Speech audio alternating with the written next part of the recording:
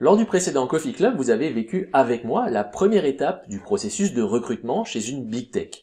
Vous avez pu voir comment se passe un entretien préliminaire et au passage quel genre de questions peuvent vous être posées si, comme moi, vous postulez à un job de développeur Java Backend.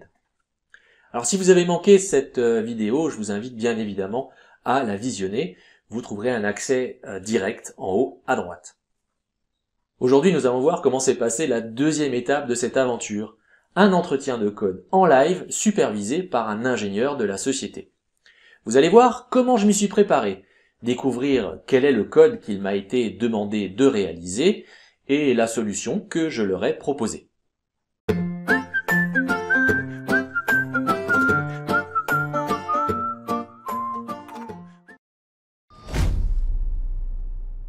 Je vous le rappelle, la première étape du processus s'était plutôt bien passée, et on m'avait donc proposé de prendre rendez-vous pour un entretien pratique. Lors du premier entretien, la personne m'avait recommandé de bien me préparer, et qu'une bonne façon de le faire était de réaliser les exercices de code du site HackerRank.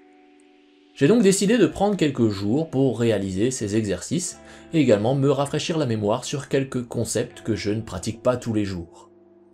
Il faut bien voir que cette société recrute des centaines de développeurs par an et que l'offre à laquelle j'ai répondu ne correspondait pas à un poste entre guillemets vacant. La société ne me pressait donc pas pour prendre rendez-vous dans les jours qui suivent. Je pouvais donc prendre le temps qu'il me fallait. Revenons sur HackerRank. J'avais déjà entendu parler de ce site. D'ailleurs, le format de cours de travaux pratiques que j'ai réalisé avec Thomas Simon est inspiré de ce site, en un peu plus fun.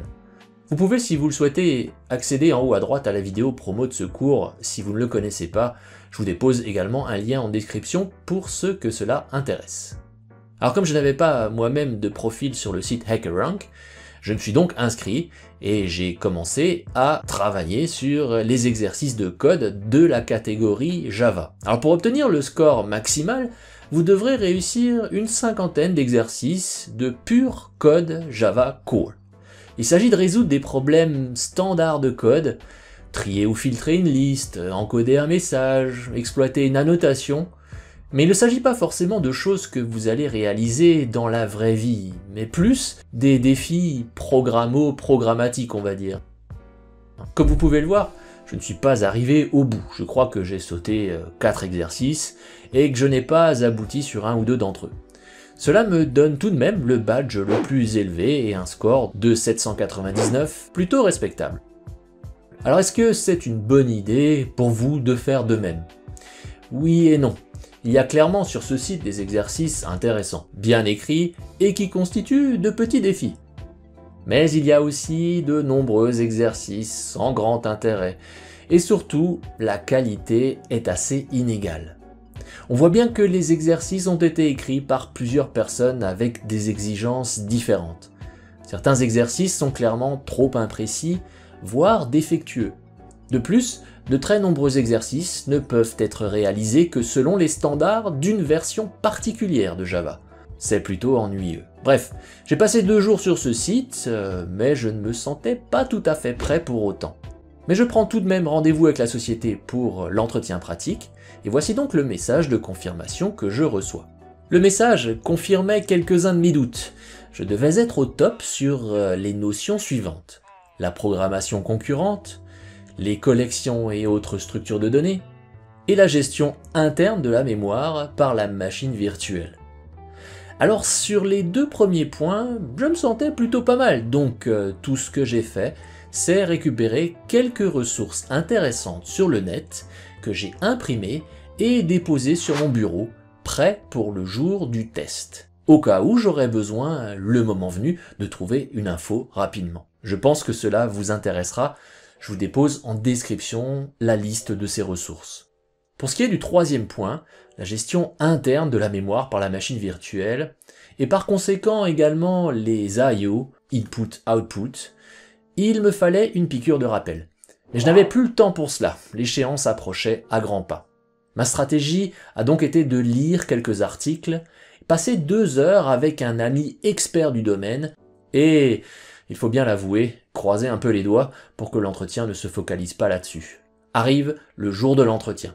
Je devais être théoriquement prêt 10 minutes avant, mais l'entretien a démarré pile poil à l'heure. Alors après les formalités d'usage, la personne me transfère un petit extrait de code.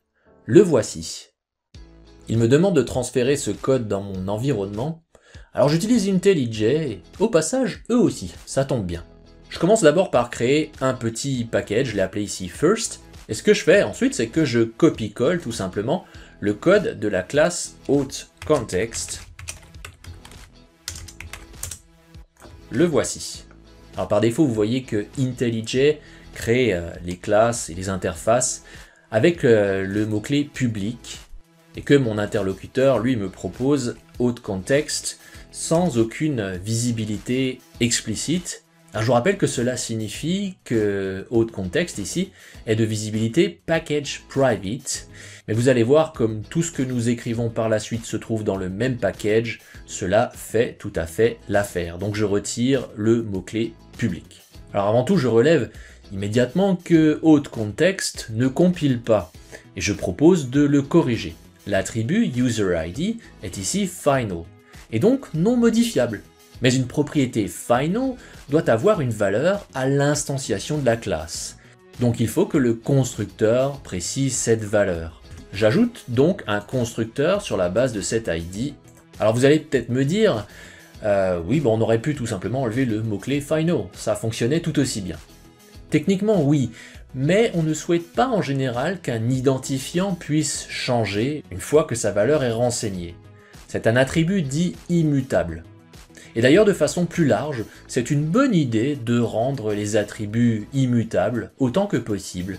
Mais si c'est un sujet qui vous intéresse particulièrement et que vous voulez en savoir plus, rassurez-vous, j'en reparlerai dans le prochain Coffee Club. La deuxième classe que l'on me propose de réaliser est une interface, c'est l'interface Design Service.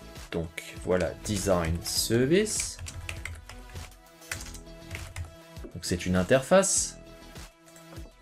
Là encore, IntelliJ me crée cette interface avec l'accessibilité publique, mais le code qui m'est proposé est une interface sans visibilité particulière, donc encore une fois, il s'agit ici de package private.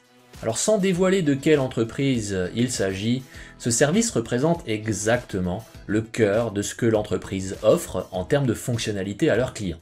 Un utilisateur doit pouvoir, avec leurs outils, réaliser des présentations graphiques sans être graphiste. Donc l'interface offre un CRUD, Create, Read, Update, Delete, autour du concept de présentation ou design en anglais. Vous le voyez, cette interface propose deux méthodes. Create Design, qui a, comme son nom l'indique, pour vocation de pouvoir créer un design, et Get Design, qui a vocation à pouvoir récupérer un design existant. Alors si on regarde Create Design, on voit en particulier que cette méthode reçoit en paramètre un contenu, Design Content, sous forme de chaîne de caractères, et cette méthode est censée retourner l'identifiant du design créé, et là aussi cet identifiant est une chaîne de caractères. La deuxième méthode qui permet de récupérer un design existant, prend en paramètre cette fois l'identifiant du design en question, et va retourner le contenu de ce design. Alors on le voit, ce contenu est un string, et mon interlocuteur précise, peu importe de quoi il s'agit. Faites abstraction de ça, il peut s'agir de texte, de JSON, à la limite, on s'en fiche dans le cadre de cette interview. Alors à partir de là, mon interlocuteur me propose deux choses. De créer tout d'abord une classe pour encapsuler le concept de design, une entité en somme, qui va encapsuler, pour le moment en tout cas, l'identifiant et le contenu. Ce sont les deux informations qui m'intéressent a priori. Et puis juste après ça, de créer une implémentation de cette interface Design Service. Alors je commence par créer cette entité Design. Je la crée dans le même package que les autres classes, tout en précisant à mon interlocuteur que, en général, je prends un peu de temps pour organiser plus finement mes packages. Mais ici ce n'est pas ce qui intéresse mon interlocuteur de toute façon. Donc la classe design, là aussi, pourrait être private package, vous n'avez pas non plus besoin de la rendre publique. Mais à la limite, peu importe. Ce qui est intéressant, c'est ce qui se trouve à l'intérieur. Donc on a deux propriétés. On a l'identifiant, je vais appeler ça ID, et on a le contenu, je vais appeler ça content. Alors comme mon interlocuteur semble privilégier les classes immutables, je vais déclarer ces propriétés également en final.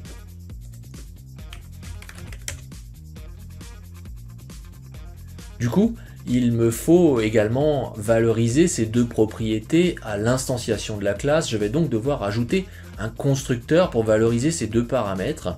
Alors, pour ce qui concerne la propriété content, bien cela va de soi, c'est quelque chose qui va être fourni à la construction. Mais pour ce qui concerne ID, je propose à mon interlocuteur d'auto-générer cette valeur. Alors voici à quoi ressemble mon constructeur.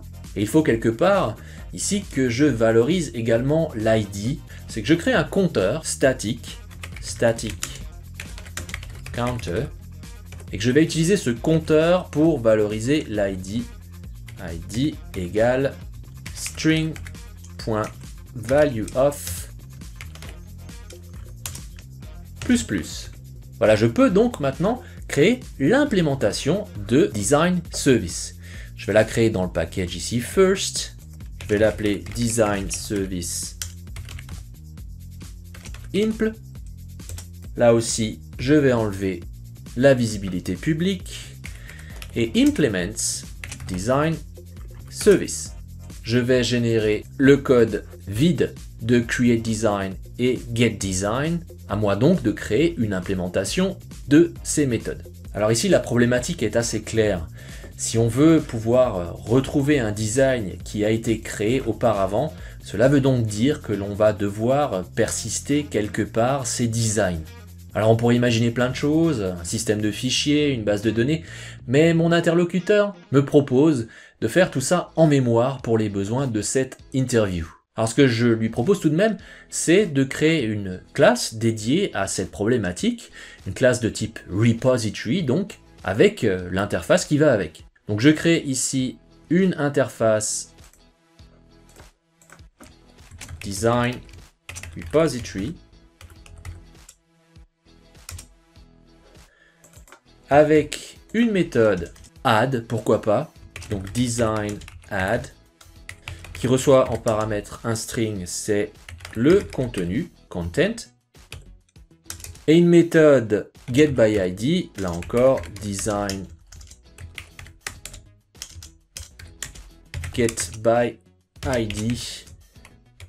qui reçoit en paramètre l'identifiant du design à retrouver. Je crée l'implémentation, impl, qui implémente design repository,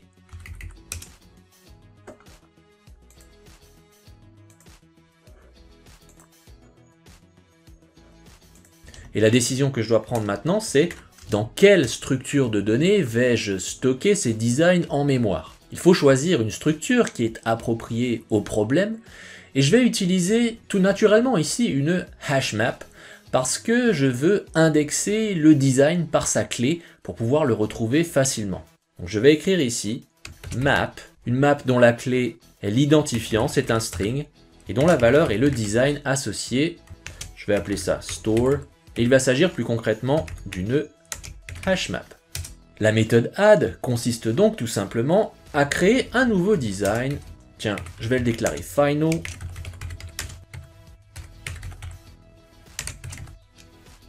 Sur la base du contenu que je reçois en paramètre, à stocker ce design dans le store, donc avec d.id en clé et d en valeur, et je retourne en sortie d. Pour ce qui concerne getById, bien je pourrais me contenter de retourner store.get de la clé reçue en paramètre. Mais une question se pose ici, que se passerait-il si cet identifiant ne correspond à rien? En tout cas, à aucun design que l'on connaît. Alors ça ne devrait pas techniquement arriver, sauf si, pourquoi pas, on imagine que cet identifiant vient d'une page web et que l'utilisateur en tripote le code. Alors on va quand même éviter de retourner un nul, car retourner un nul, ça ne veut rien dire. Non, on veut être un petit peu plus explicite en général. Alors, il y a deux solutions.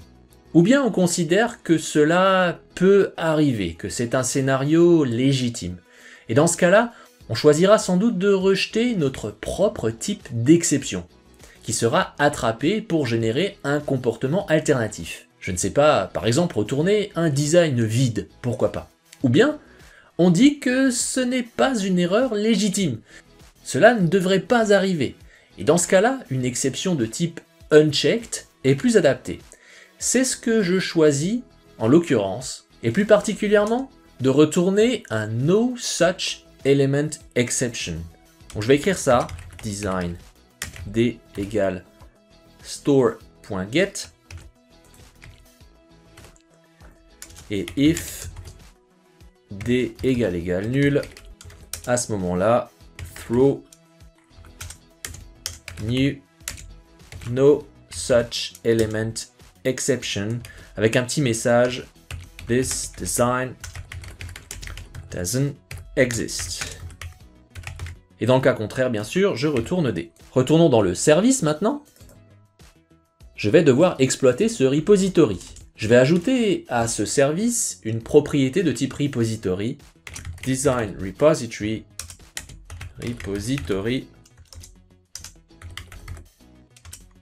égale new design repository impl.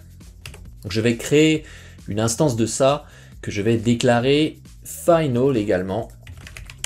Il n'est pas question de la modifier dans le futur. Alors la méthode createDesign va faire appel à ce repository return repository.add de design content.id,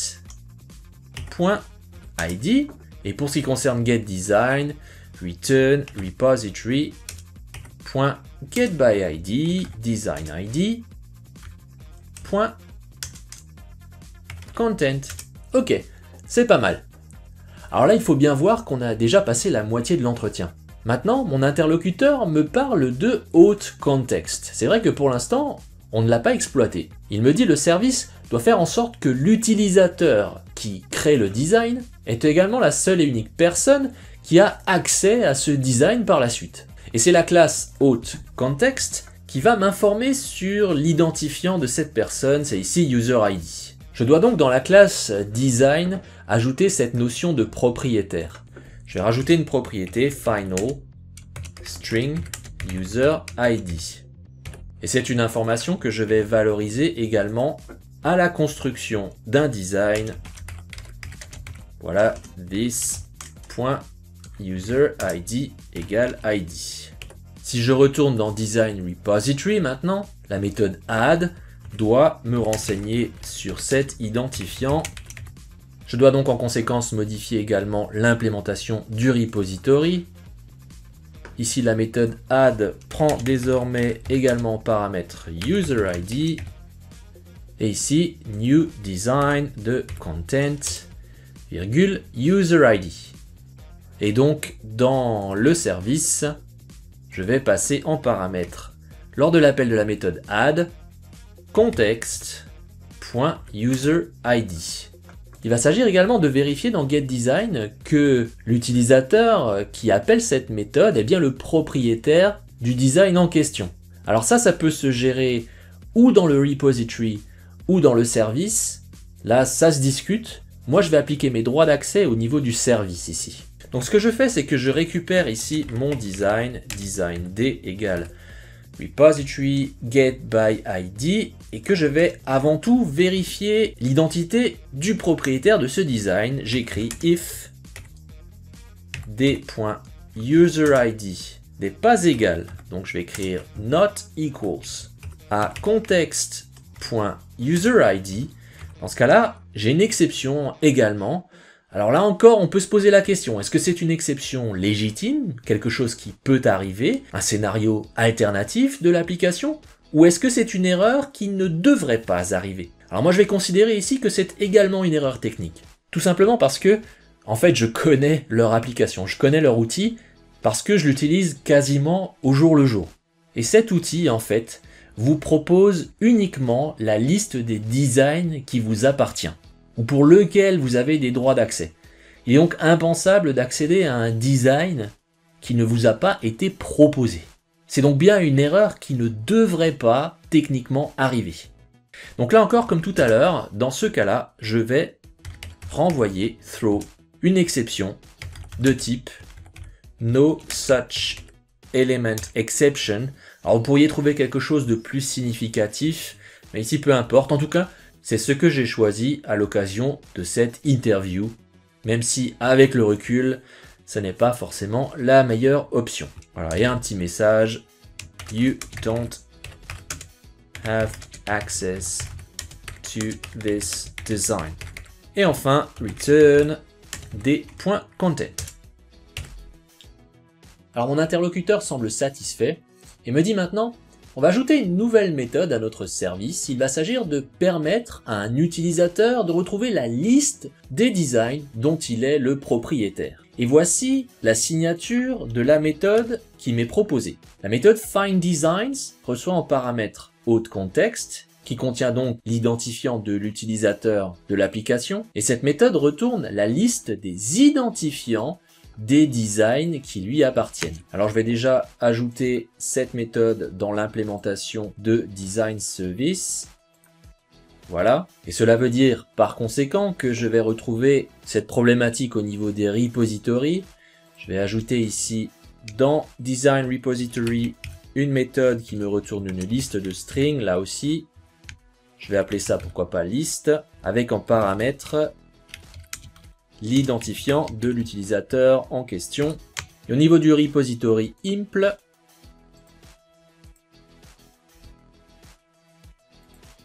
c'est là que les choses se compliquent. En effet, on pourrait se dire finalement qu'il suffit de filtrer le store et d'en extraire tous les designs dont le propriétaire est celui passé en paramètres. Mais je vois bien mon interlocuteur me poser ensuite des questions concernant les performances de cette approche. Et là, je me rappelle encore une fois de la façon dont fonctionne cette application. Il n'est pas a priori possible dans cette application de récupérer un design qui ne fait pas partie de la liste des designs qui nous appartiennent. Donc cela veut dire que l'on pourrait modifier cette structure de données store de manière à ce que la clé principale soit l'identifiant de l'utilisateur. Je transforme cette map en une map de map avec comme clé l'identifiant de l'utilisateur, c'est un string, et en valeur la liste des designs qui lui appartiennent. Alors le fait de faire ça va m'imposer de corriger déjà pas mal de choses. Alors je vais déjà effectuer les corrections. La première chose ici, c'est getById va devoir recevoir en paramètre maintenant le user ID en question. Donc je rajoute ici string user_id. La première chose que je dois faire, c'est récupérer cette map de design. Je vais appeler ça designs égale store.get de user_id.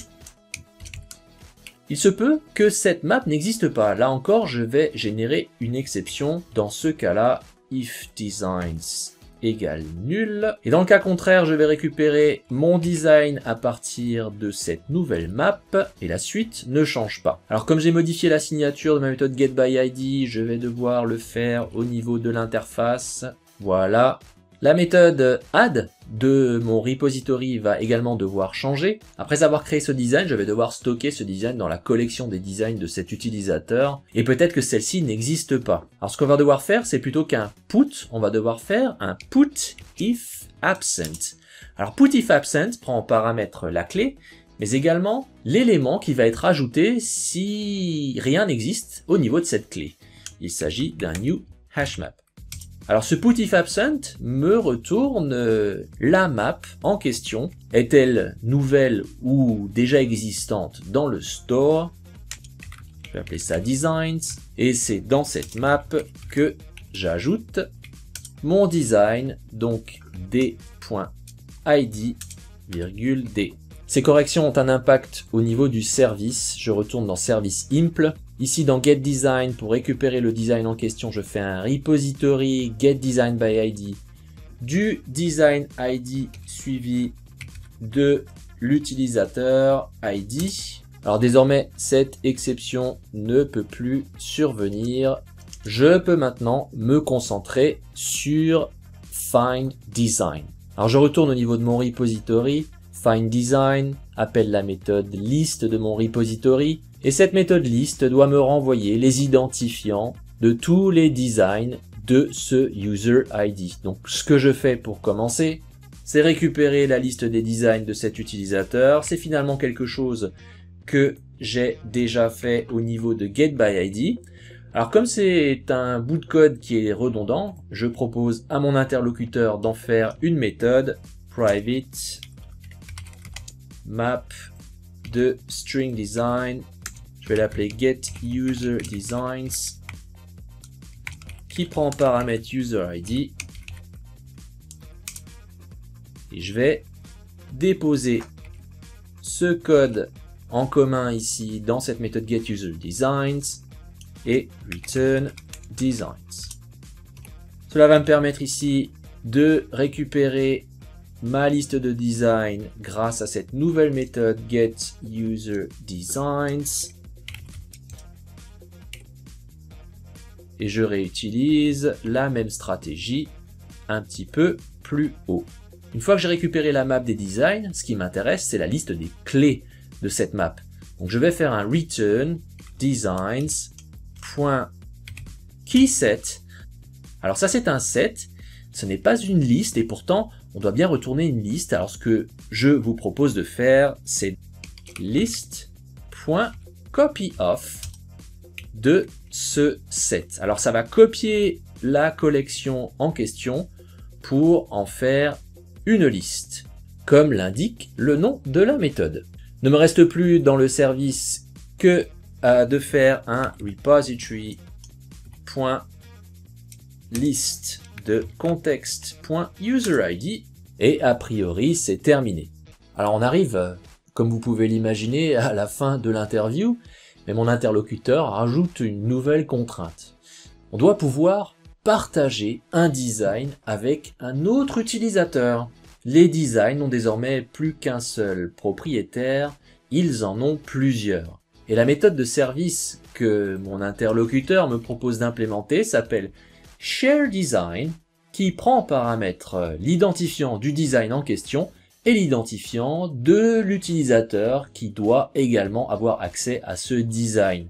Alors on n'a plus le temps à ce stade-là de développer la fonctionnalité, mais mon interlocuteur me propose d'en discuter pendant 2 minutes. Alors le problème qui se pose ici, c'est que j'ai fait le choix à l'origine dans mon repository d'indexer mes designs par la clé du propriétaire. Et ça c'est une structure qui ne tient plus la route désormais puisque les propriétaires sont multiples. Et là de nombreuses modifications sont nécessaires pour répondre à ce besoin.